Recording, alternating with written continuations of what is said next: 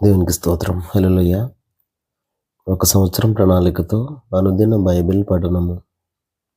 ఈరోజు జనవరి 31, 2025.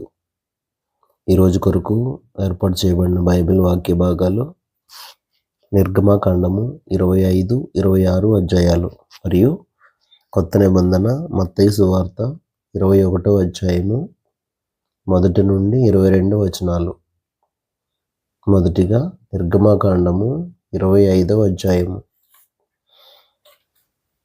యెహోవా మోషేకి ఇలాగు సెలవిచ్చెను, నాకు ప్రతిష్ఠార్పణ తీసుకుని రండని ఇశ్రాయేలీయులతో చెప్పుము. మనఃపూర్వకముగా అర్పించు ప్రతి మనుష్యుని యొద్ద దాన్ని తీసుకొనవలెను. మీరు వారి యొద్ద తీసుకొనవలసిన అర్పణలేవనగా బంగారు, వెండి, ఇత్తడి, నీల, ధూమ్ర, రక్తవర్ణములు, సన్నపు నార, మేక వెంట్రుకలు, ఎరుపు రంగు వేసిన పొట్టేల తోళ్ళు, సముద్ర వత్సల తోళ్ళు, తుమ్మకర్రలు, ప్రదీపమునకు తైలము, అభిషేక తైలమునకు, పరిమళ ద్రవ్యముల ధూపమునకు, సుగంధ సంభారములు, లేత పచ్చలు, ఏఫోదుకును పతకమునకును చెక్కు రత్నములు అనినవే. నేను వారిలో నివసించున్నట్లు వారు నాకు పరిశుద్ధ స్థలమును నిర్మింపవలెను. నేను నీకు కనబరచు విధముగా మందిరం యొక్క ఆ రూపమును, దాని ఉపకరణములన్నిటి రూపమును నిర్మింపవలెను. వారు తుమ్మకర్రతో ఒక మందసమును చేయవలెను. దాని పొడుగు 2 మూరలున్నర, దాని వెడల్పు 3 మూరెడున్నర, దాని ఎత్తు 3 మూరెడున్నర. దాని మీద మేలిమి బంగారు రేఖ పొదిగింపవలెను. లోపలను వెలుపలను దానికి పొదిగింపవలెను. దాని మీద బంగారు జవను చుట్టూ కట్టవలెను. దానికి 4 బంగారు ఉంగరములను పోతపోసి, ఒక ప్రక్కను 2 ఉంగరములు, ఎదుటి ప్రక్కను 2 ఉంగరములు ఉండునట్లు దాని 4 కాళ్లకు వాటిని వేయవలెను. తుమ్మకర్రతో మోతకర్రలను చేసి వాటికి బంగారు రేకులను పొదిగించి, వాటితో ఆ మందసమును మోయుటకు ఆ ప్రక్కల మీది ఉంగరములలో ఆ మోతకర్రలను దూర్చవలెను. ఆ మోతకర్రలు ఆ మందసపు ఉంగరముల్లోనే ఉండవలెను. వాటిని దాని యొద్ద నుండి తీయకూడదు. ఆ మందసములో నేను నీకిచ్చు శాసనములను ఉంచవలెను. మరియు నీవు మేలిమి బంగారుతో కరుణాపీఠమును చేయవలెను. దాని పొడుగు 2 మూరలున్నర, దాని వెడల్పు 3 మూరెడున్నర. మరియు 2 బంగారు కెరూబులను చేయవలెను. కరుణాపీఠం యొక్క 2 కొనలను నకిషీ పనిగా చేయవలెను. ఈ కొనను ఒక కెరూబును, ఆ కొనను ఒక కెరూబును చేయవలెను. కరుణాపీఠమున దాని 2 కొనల మీద కెరూబులను దానితో ఏకాండముగా చేయవలెను. ఆ కెరూబులు పైకి విప్పిన రెక్కలు గలవై కరుణాపీఠమును తమ రెక్కలతో కప్పుచుండగా, వాటి ముఖములు ఒండొంటికి ఎదురుగా నుండవలెను. ఆ కెరూబుల ముఖములు కరుణాపీఠము తట్టు నుండవలెను. నీవు ఆ కరుణాపీఠమును ఎత్తి ఆ మందసము మీద నుంచవలెను. నేను నీకిచ్చు శాసనములను ఆ మందసములో నుంచవలెను. అక్కడ నేను నిన్ను కలుసుకుని కరుణాపీఠము మీద నుండి, శాసనములు గల మందసము మీద నుండి 2 కెరూబుల మధ్య నుండి నేను ఇశ్రాయేలీయుల నిమిత్తము మీకు ఆజ్ఞాపించు సమస్తమును నీకు తెలియచెప్పెదను. మరియు నీవు తుమ్మకర్రతో ఒక బల్ల చెయ్యవలెను. దాని పొడుగు 2 మూరలు, దాని వెడల్పు 1 మూర, దాని ఎత్తు 3 మూరెడున్నర. మేలిమి బంగారు రేకును దానికి పొదిగించి, దానికి చుట్టూ బంగారు జవను చేయింపవలెను. దానికి చుట్టూ బెత్తెడు బద్దె చేసి, దాని బద్దె పైని చుట్టూను బంగారు జవ చేయవలెను. దానికి 4 బంగారు ఉంగరములను చేసి, దాని 4 కాళ్ళకుండు 4 మూలలలో ఆ ఉంగరములను తగిలింపవలెను. బల్ల మోయుటకు మోతకర్రలు, ఉంగరములను బద్దెకు సమీపముగా నుండవలెను. ఆ మోతకర్రలు తుమ్మకర్రతో చేసి, వాటి మీద బంగారు రేకు పొదిగింపవలెను. వాటితో బల్ల మోయబడును. మరియు నీవు దాని పల్లెములను, ధూపార్తులను, గిన్నెలను, పానీయ అర్పణమునకు పాత్రలను దానికి చేయవలెను. మేలిమి బంగారుతో వాటిని చేయవలెను. నిత్యమును నా సన్నిధి రొట్టెలను ఈ బల్ల మీద ఉంచవలెను. మరియు నీవు మేలిమి బంగారుతో దీపవృక్షమును చేయవలెను. నక్షి పనిగా ఈ దీపవృక్షము చేయవలెను. దాని ప్రకాండమును దాని శాఖలను నక్షి పనిగా చేయవలెను. దాని కలశములు దాని మొగ్గలు దాని పువ్వులు దానితో ఏకాండమై ఉండవలెను. దీపవృక్షము యొక్క ఒక ప్రక్క నుండి 3 కొమ్మలు, దీపవృక్షము యొక్క రెండవ ప్రక్క నుండి 3 కొమ్మలు, అనగా దాని ప్రక్కల నుండి 6 కొమ్మలు నిగుడవలెను. ఒక కొమ్మలో మొగ్గ పువ్వు గల బాదము రూపమైన 3 కలశములు, రెండవ కొమ్మలో మొగ్గ పువ్వు గల బాదము రూపమైన 3 కలశములు అట్లు దీపవృక్షము నుండి బయలుదేరు కొమ్మలలో నుండవలెను. మరియు దీపవృక్ష ప్రకాండములో బాదము రూపమైన 4 కలశములను, వాటి మొగ్గలను వాటి పువ్వులను ఉండవలెను. దీపవృక్ష ప్రకాండము నుండి నిగుడు 6 కొమ్మలకు దాని 2 కొమ్మల క్రింద ఏకాండమైన ఒక్కొక్క మొగ్గు చొప్పున ఉండవలెను. వాటి మొగ్గలు వాటి కొమ్మలు దానితో ఏకాండమగును. అదంతియు మేలిమి బంగారుతో చేయబడిన ఏకాండమైన నక్షి పనిగా ఉండవలెను. నీవు దానికి 7 దీపములను చేయవలెను. దాని ఎదుట వెలుగిచ్చునట్లు దాని దీపములను వెలిగింపవలెను. దాని కత్తెర చిప్పయు మేలిమి బంగారుతో చేయవలెను. ఆ ఉపకరణములన్నీ 40 వీసల మేలిమి బంగారుతో చేయవలెను. కొండ మీద నీకు కనుపరచబడిన వాటి రూపము చొప్పున వాటిని చేయుటకు జాగ్రత్త పడుము. నిర్గమకాండము 26వ అధ్యాయము. మరియు నీవు 10 తెరలతో ఒక మందిరమును చేయవలెను.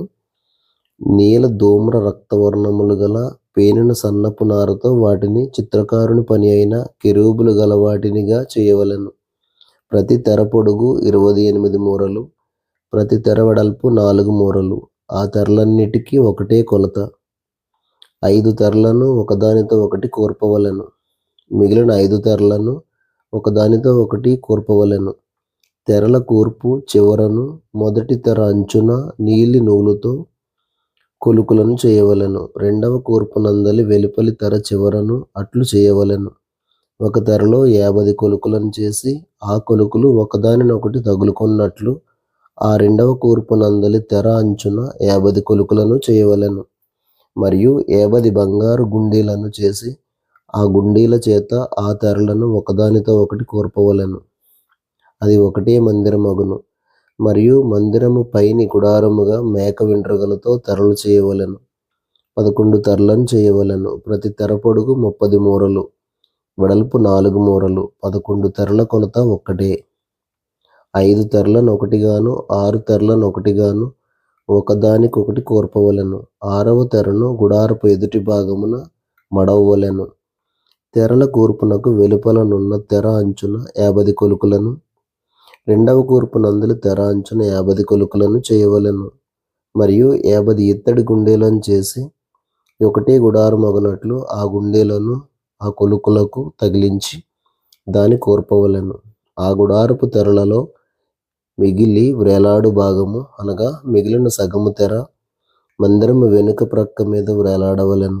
మరియు గుడారపు తెరల పొడుగులో మిగిలినది ఈ ప్రక్కను 1 మూరయు ఆ ప్రక్కను 1 మూరయు మందిరమును కప్పుటకు ఈ ప్రక్కను ఆ ప్రక్కను దాని ప్రక్కల మీద వ్రేలాడవలెను. మరియు ఎర్ర రంగు వేసిన పొట్టేళ్ల తోళ్లతో పైకప్పును, దానికి మీదుగా సముద్రవత్సల తోళ్లతో పైకప్పును చేయవలెను. మరియు మందిరమునకు తుమ్మకర్రతో నిలువు పలకలు చేయవలెను. పలక పొడుగు 10 మూరలు, పలక వెడల్పు 3 మూరలున్నర ఉండవలెను. ప్రతి పలకలో ఒకదానికొకటి సరి అయిన 2 కుసులు ఉండవలెను. అట్లు మందిరపు పలకలన్నిటికీ చేసి పెట్టవలెను. 20 పలకలు కుడివైపున అనగా దక్షిణ దిక్కున మందిరమునకు పలకలను చేయవలెను. మరియు ఒక్కొక్క పలక క్రింద దాని 2 కునులకు 2 దిమ్మలను, ఆ 20 పలకల క్రింద 40 వెండి దిమ్మలను చేయవలెను. మందిరపు రెండవ ప్రక్కను అనగా ఉత్తర దిక్కున ఒక్కొక్క పలక క్రింద 2 దిమ్మలు, 20 పలకలను, వాటి 40 వెండి దిమ్మలు ఉండవలెను.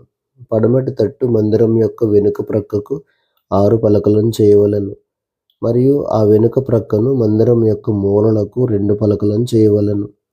అవి అడుగున కూర్చబడి శిఖరమున మొదటి ఉంగరము దనుక ఒకదానితో ఒకటి అతికింపబడవలెను. అట్లు ఆ రెంటికి ఉండవలెను.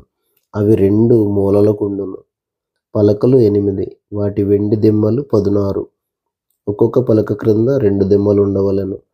తుమ్మకర్రతో అడ్డకర్రలను చేయవలెను. మందిరం యొక్క ఒక ప్రక్క పలకలకు 5 అడ్డకర్రలును, మందిరం యొక్క రెండవ ప్రక్క పలకలకు 5 అడ్డకర్రలును, పడమటి వైపున మందిరం యొక్క ప్రక్క పలకలకు 5 అడ్డకర్రలును ఉండవలెను. ఆ పలకల మధ్య నుండి నడిమి అడ్డకర్ర ఈ కొస నుండి ఆ కొస వరకు చేరి ఉండవలెను. ఆ పలకలకు బంగారు రేకును పొదిగించి వాటి అడ్డకర్రలుండు వాటి ఉంగరములను బంగారుతో చేసి అడ్డకర్రలకును బంగారు రేకును పొదిగింపవలెను. అప్పుడు కొండ మీద నీకు కనుపరచబడిన దాని పోలిక చొప్పున మందిరము నిలువబెట్టవలెను. మరియు నీవు నీల ధూమ్ర రక్తవర్ణములు గల ఒక అడ్డతెరను పేరిన సన్ననారతో చేయవలెను. అది చిత్రకారుని పని అయిన కెరూబులు గలదిగా చేయవలెను. తుమ్మకర్రతో చేయబడి బంగారు రేకు పొదిగిన 4 స్తంభముల మీద దానిని వేయవలెను. దాని వంకులు బంగారువి, వాటి దిమ్మలు వెండివి. ఆ అడ్డతెరను ఆ కొలుకుల క్రింద తగిలించి సాక్ష్యపు మందసము అడ్డతెర లోపలికి తేవలెను. ఆ అడ్డతెర పరిశుద్ధ స్థలమును అతి పరిశుద్ధ స్థలమును వేరు చేయును.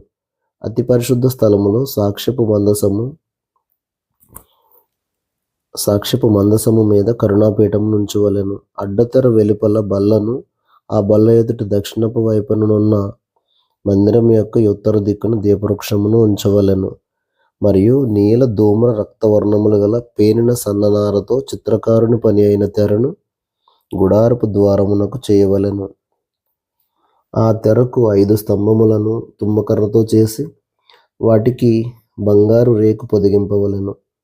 వాటి వంపులు బంగారువి, వాటికి 5 ఇత్తడి దిమ్మలు పోతపోయవలెను. కొత్త నిబంధన. మత్తయి సువార్త 21వ అధ్యాయము 1 నుండి 22 వచనాలు. తరువాత యెరూషలేమునకు సమీపించి ఒలీవ చెట్ల కొండ దగ్గర ఉన్న బేత్పగేకు వచ్చినప్పుడు యేసు తన శిష్యుల్లో 2 చూచి, మీ ఎదుటనున్న గ్రామమునకు వెళ్ళుడి. వెళ్ళగానే కట్టబడి ఉన్న యొక్క గాడిదయు దానితోనున్న యొక్క గాడిద పిల్లయు మీకు కనబడును. వాటిని విప్పి నా యొద్దకు తోలుకుని రండి. ఎవడైనను మీతో ఏమైనను అనిన ఎడల అవి ప్రభువునకు కావలసి ఉన్నవని చెప్పవలెను. వెంటనే అతడు వాటిని తోలిపెట్టునని చెప్పి వారిని పంపెను. ప్రవక్త వలన చెప్పబడినది నెరవేరునట్లు ఇది జరిగెను. అదేమనగా, ఇదిగో నీ రాజు సాత్వికుడై గాడిదను భారవాహక పశువు పిల్ల అయిన చిన్న గాడిదను ఎక్కి నీ యొద్దకు వచ్చుచున్నాడని సియోను కుమారుతో చెప్పుడి అనునది. శిష్యులు వెళ్ళి యేసు తమకు ఆజ్ఞాపించిన ప్రకారం చేసి ఆ గాడిదను దాని పిల్లను తోలుకుని వచ్చి వాటి మీద తమ బట్టలు వేయగా ఆయన బట్టల మీద కూర్చుండెను. జనసమూహములోను అనేకులు తమ బట్టలు దారి పొడుగున పరిచిరి. కొందరు చెట్ల కొమ్మలు నరికి దారి పొడుగున పరిచిరి. జనసమూహములలో ఆయనకు ముందు వెళ్ళుచుండిన వారును వెనుక వచ్చుచుండి వారును, దావీదు కుమారునికి జయము, ప్రభువు పేరట వచ్చువాడు స్తుతింపబడునుగాక, సర్వోన్నతమైన స్థలముల్లో జయము అని కేకలు వేయుచుండిరి. ఆయన యెరూషలేములోనికి వచ్చినప్పుడు పట్టణమంతయు ఈయన ఎవరో అని కలవరపడెను. జనసమూహము, ఈయన గలిలయలోని నజరేతు వాడగు ప్రవక్త అయిన యేసు అని చెప్పిరి. యేసు దేవాలయంలో ప్రవేశించి క్రయ విక్రయములు చేయువారినందరినీ వెళ్ళగొట్టి రోకలు మార్చువారి బల్లలను గువ్వలమ్ము వారి పీఠములను పడద్రోసి నా మందిరము ప్రార్థనా మందిరం అనబడును అని వ్రాయబడి ఉన్నది.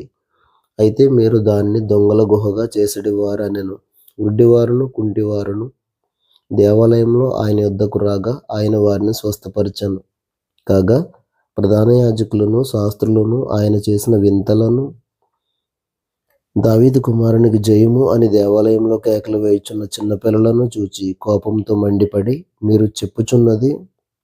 వీరు చెప్పుచున్నది వినుచున్నావా అని ఆయన్ని అడిగిరి. అందుకు యేసు, వినుచున్నాను. బాలుర యొక్కయు చంటి పిల్లల యొక్కయు నోట స్తోత్రము సిద్ధింపచేసితివి అను మాట మీరన్నడూ చదవలేదా అని వారితో చెప్పి వారిని విడిచి పట్టణము నుండి బయలుదేరి బేతనీయకు వెళ్ళి అక్కడ బస చేశాను. ఉదయమందు పట్టణమునకు మరలా వెళ్ళుచుండగా ఆయన ఆకలిగొనెను.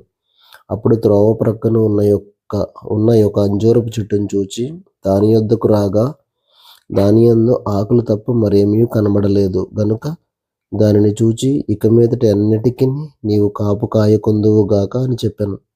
తక్షణమే ఆ అంజూరపు చెట్టు ఎండిపోయాను. శిష్యులు అది చూచి ఆశ్చర్యపడి అంజూరపు చెట్టు ఎంత త్వరగా ఎండిపోయానని చెప్పుకొనిరి. అందుకు యేసు, మీరు విశ్వాసం కలిగి సందేహపడకుండిన ఎడల ఈ అంజూరపు చెట్టునకు జరిగిన దానిని చేయుట మాత్రమే కాదు, ఈ కొండను చూచి నీవు ఎత్తబడి సముద్రములో పడవేయబడదువుగాకని చెప్పిన ఎడల అలాగు జరుగునని మీతో నిశ్చయముగా చెప్పుచున్నాను. మరియు మీరు ప్రార్థన చేయనప్పుడు వేటిని అడుగుదురో అవి దొరికినవే అని నమ్మిన ఎడల మీరు వాటిని అన్నిటినీ పొందుదురని వారితో చెప్పాను. దేవుడు తన పరిశుద్ధ వాక్యమును మన వినికిడిలో దీవించును గాక. ఆమేన్. దేవుడు తన కృప చొప్పున జనవరి మాసాన్ని ఈ రోజుతో సంపూర్తి చేయగలిగేటువంటి కృపను దయచేసినందుకు దేవుని నామానికి మహిమ కలుగును గాక. ఆమేన్. రేపటి నుండి ఫిబ్రవరి నెల యొక్క వాక్య భాగాలు చదువుతుండగా విందామండి. దేవుని నామానికి మహిమ కలుగును గాక. ఆమేన్.